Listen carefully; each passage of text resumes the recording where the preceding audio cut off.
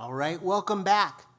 We have a long history at the Forum of featuring authors who have written incredible books, from John Carreyrou, the author of Bad Blood, to Mike Isaac, the author of Super Pumped, and I'm pleased to welcome our first of two authors. We actually have a number of authors, but we're featuring two authors this week who have new books out. The first is Kathryn Judge, the author of Direct, The Rise of the Middleman Economy and the Power of Going to the Source. Professor Judge will be joined by our co-host, Jamie Leigh of Cooley. Please join me in welcoming Kathryn and Jamie.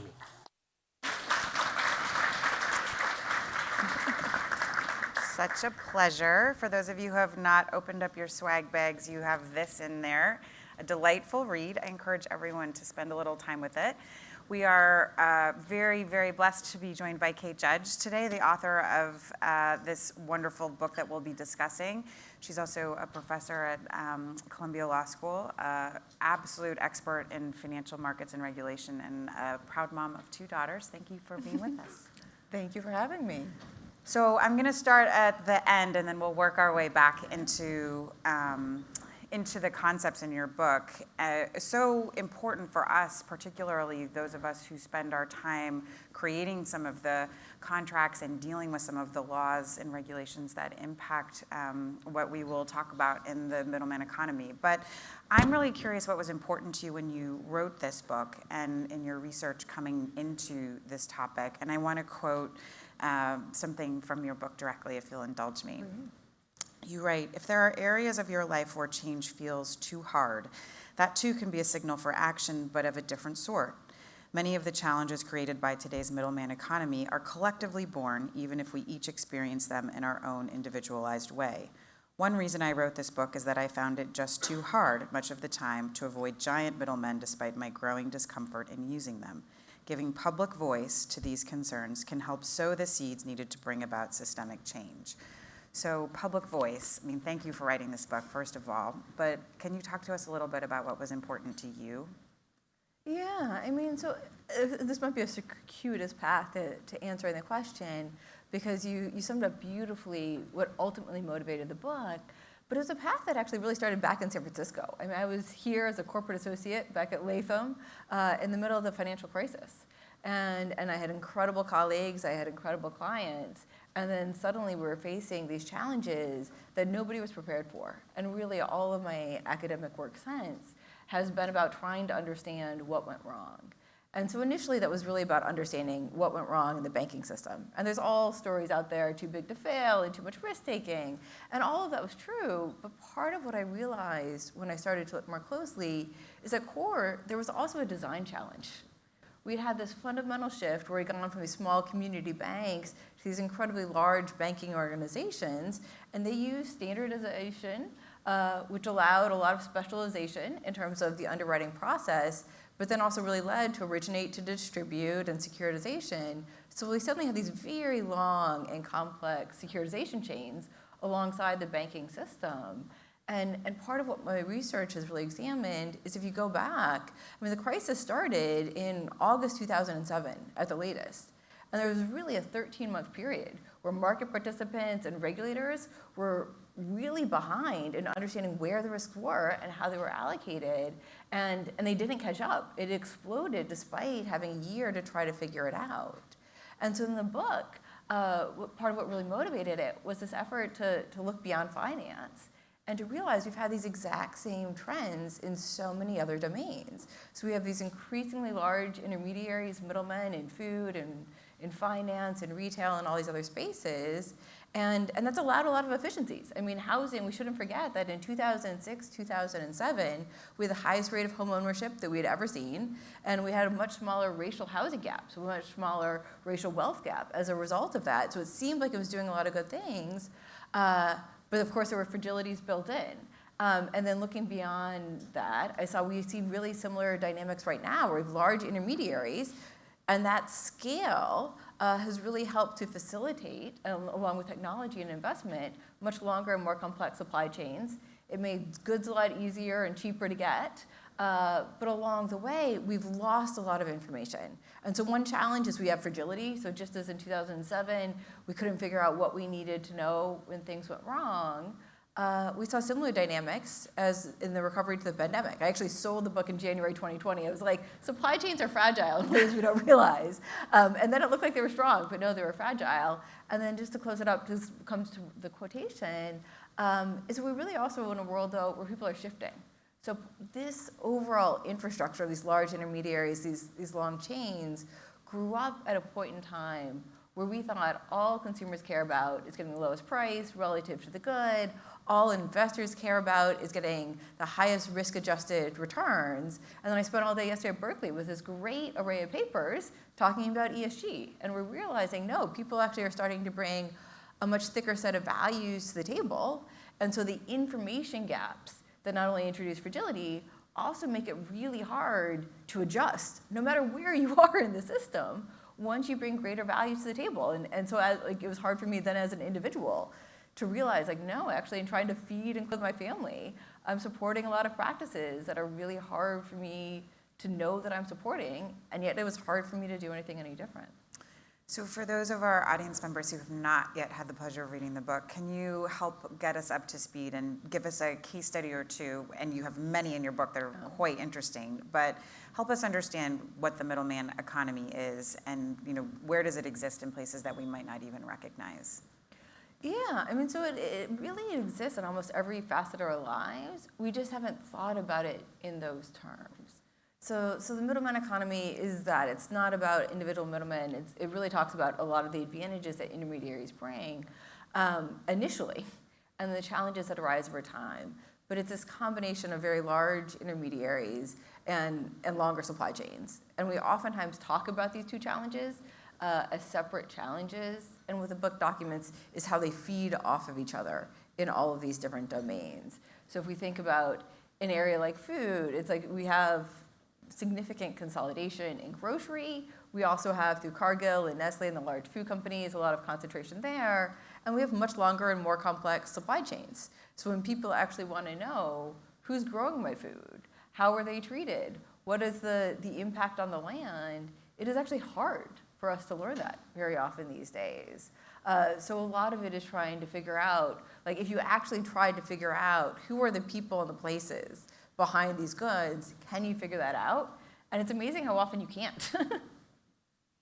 I encourage, as you're thinking about this concept, to just pull out your phone and look at how many uses of an app that you employ in a daily, weekly, monthly exercise to make your life work. And it's quite interesting to think about how many pieces you are putting into motion just by going about your everyday life on the convenience of your own phone. So what do you say, and invite also another case study here if you'd like to talk it through. What do you say when people ask you things like, Kate, your book is amazing, so interesting, so intellectually compelling, you're so right, 100% agree with everything you say, but so what? What do I do about thinking about my role just as an individual, or even in some of the organizations I work in or participate in? What do I do about this dynamic?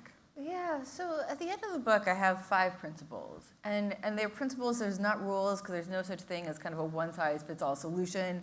And it's not really that there's even a problem, as much as there's very meaningful trade-offs that individually and as firms, and oftentimes as a government, we haven't realized the extent of the trade-offs that we were making. And so a lot of it is trying to think a little bit about direct, just to increase that awareness. We've been systematically blinded, I think, to the effects.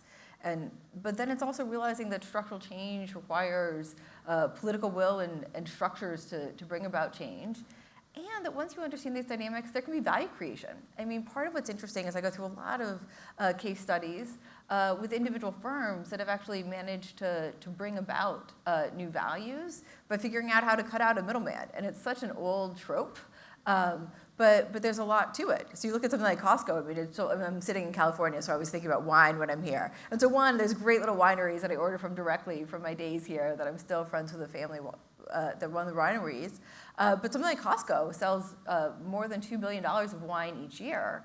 And part of the way they did it is it was a 3-layer intermediation system, right? Where you have wholesalers along with the retailers. And they said, we need to get rid of those wholesalers. And sometimes that was easy. Sometimes they actually had to have litigation strategies that went along with it because you had laws protecting it. They had other policy strategies that went along with it. I actually just signed to a Mickey brief this morning for efforts to try to challenge state laws that protect car dealerships. If you look at EV penetration rates, a lot of it has to do with not what you might expect in terms of the preferences of the local population, but what are the rules in place in various states that actually require you to go through a car dealership versus making it viable to go direct. And so what are the ways, whether it's individually or on behalf of a client, that you can understand, look, there's a system here that made sense at one point in time, but technology has really changed. And under the current circumstances, what are the ways that we could potentially unlock value by creating an alternative? And that doesn't mean naively thinking disruption's always going to work, right? The start of the internet, we had Bill Gates famously say, we're not going to need intermediaries anymore. We're not going to need banks anymore. We got rid of travel agents, but actually we have intermediaries that are even more powerful and bigger than before the start of the internet.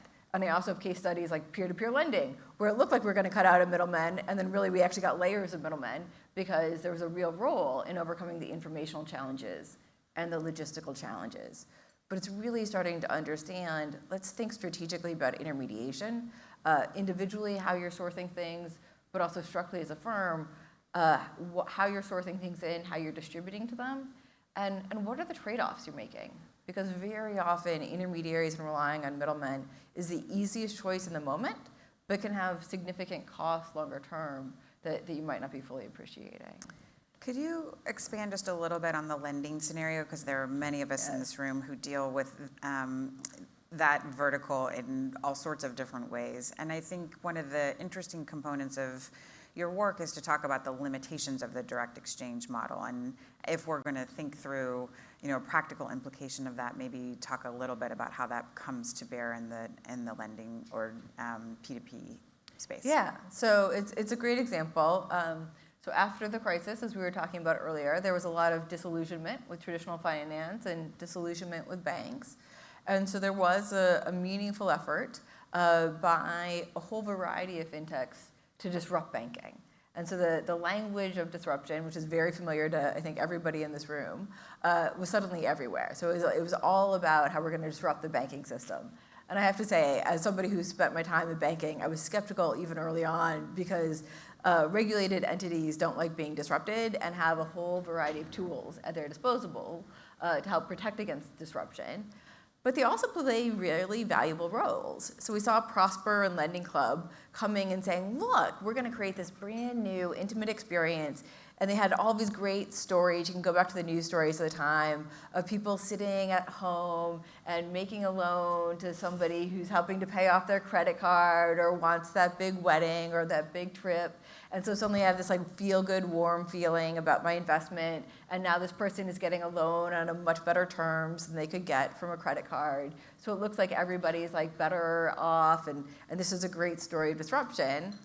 And then what you realize is most of those loans performed horribly because guess what? There actually is a place for underwriting in terms of trying to assess creditworthiness, and individuals were not very good at assessing creditworthiness. Guess what? Individuals were also biased. So whether it was implicit bias or explicit bias, if you were fat, if you were overweight, if you were black, all of these things were held against you. By contrast, if you engaged in military service, that was favorable. So we certainly did, there's bias in finance. Those biases were replicated and oftentimes exacerbated when we got to these spaces. And then so ultimately you ended up with an evolution of the business model where there was still a place for disrupting banks, but instead it really became marketplace lending. So you use algorithms that are not all that different and reliant on similar things to banks at times, actually, in terms of lending decisions. And then where there's actually challenges even to that model, because not only do you have the length and the complexity, but a lot of the funding disappears actually during times of distress. So the original idea was we're going to make loans available to people who've otherwise been excluded and really help people out in this meaningful way. Prosper and Lending Club, when 2020 hit and suddenly people needed loans, applications on both sites went up like crazy, but the provision of loans went down. Whereas the banks, because they actually have very sticky deposits, we're able to keep making loans. So it really is that there is a lot of opportunity around disruption, but you really need to understand, what is that intermediary doing? What are the economic functions they're playing? What are the tools they have to protect their position? And then from that, start to think strategically with an understanding of the challenges you're going to face along the way. So one of the components of the direct exchange model that I found interesting is sort of the personal growth component of thinking through direct exchange, and what that means for all of us who are quite used to just conducting our life through non-personal ways on our phone. And for those of us who are a little bit older, I sort of liken this to the teammate or associate that sits down the hall from me in the law firm and chats me instead of walking down the hall to talk to me. So I want to quote from your book again, and maybe you could talk to us a little bit about your own personal growth or ideas about your own consumer power through the work of developing your work here. You write, common feature of direct exchange is that it often takes us out of our comfort zones. One reason for the growth of the middleman economy is that it provides consumers choice, control, and convenience. We have become so accustomed to enjoying all three, we may not even notice how abundant each is.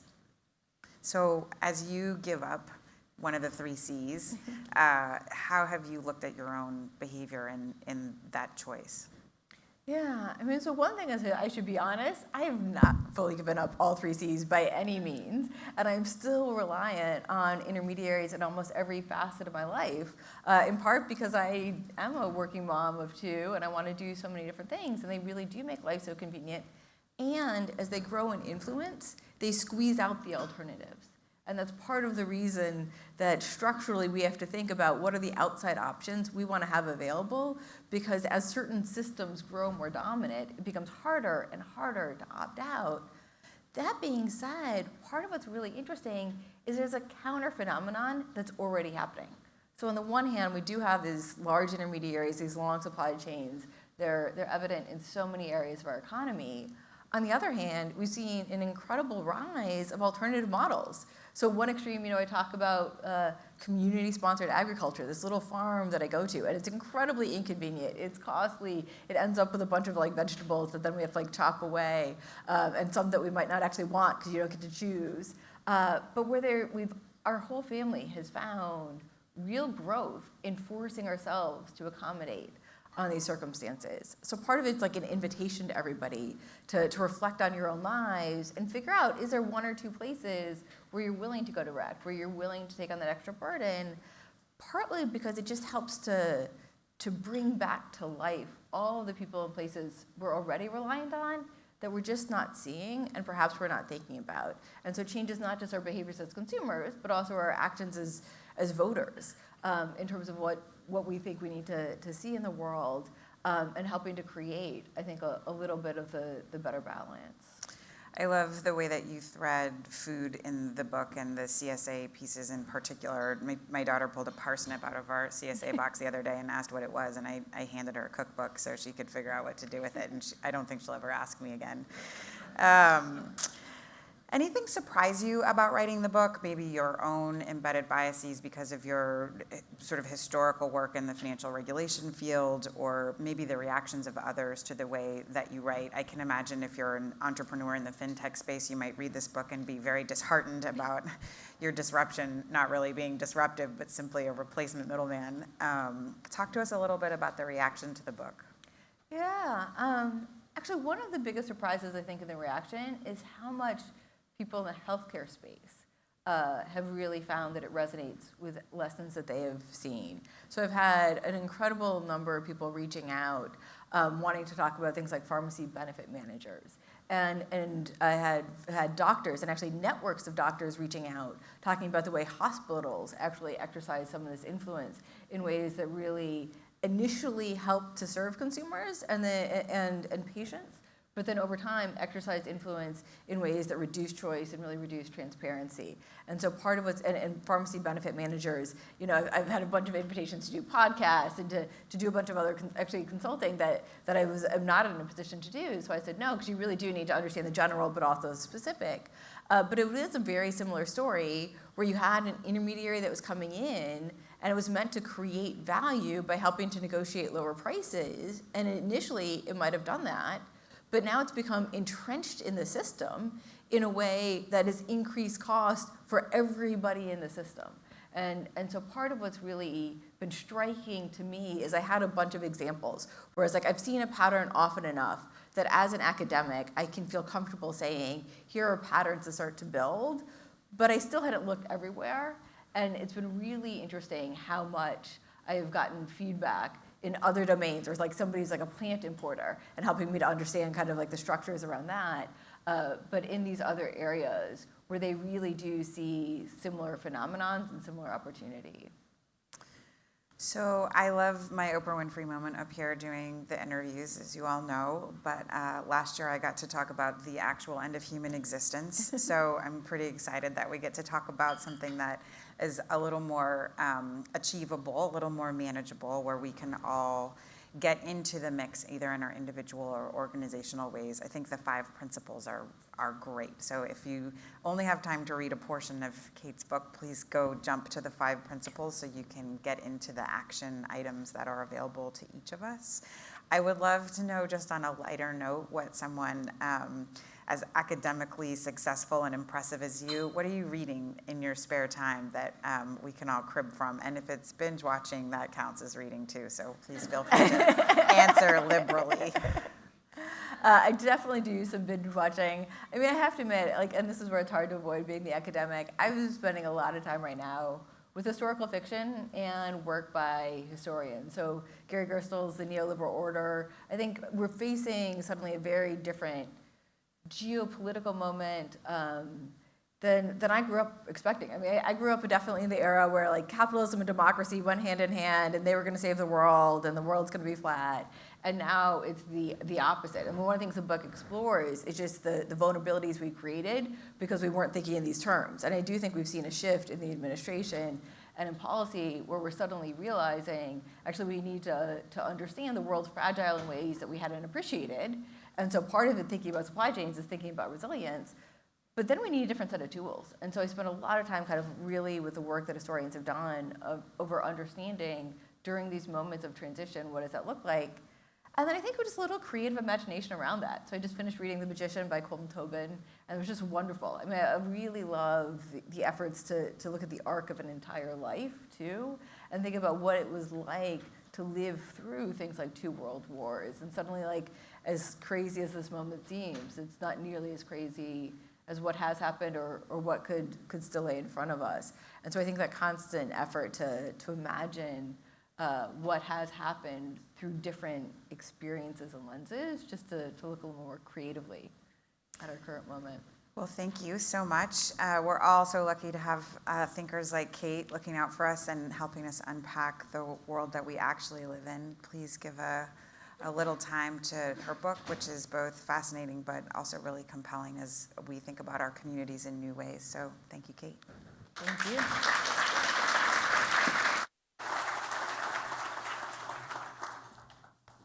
Thank you. And in addition to congratulating Kate on the publication of her book, I also want to congratulate our co-host, Jamie Leigh, who was recently recognized among the top women leaders in tech law as part of the Recorders California Legal Awards. Congratulations, Jamie. That's very well deserved.